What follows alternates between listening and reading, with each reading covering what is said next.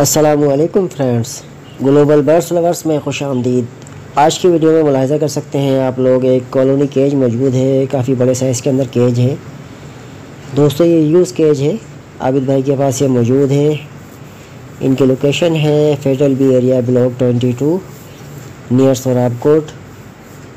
अगर आप लोग इनसे ये केज लेना चाहते हैं तो वीडियो के अंदर अच्छी तरह से इसकी क्वालिटी वगैरह चेक कर लीजिए।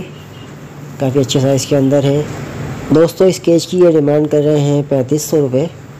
अगर आप लोग हमारे चैनल के तवस्सुस से रब्ता करेंगे तो आपको स्पेशल डिस्काउंट दे दिया जाएगा। केज का साइज़ वगैरह आप लोग मुलाहिज़ा कर सकते हैं। फ्लाइंग के एतबार से बेहतरीन केज है।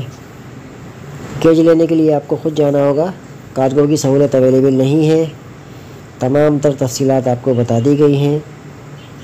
अगर आप लोग ये केज लेना चाहते हैं तो स्क्रीन पर इनका नंबर भी मौजूद है, लोकेशन भी मौजूद है।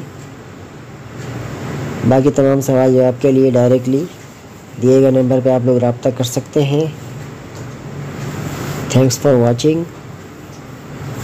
अल्लाह हाफिज़।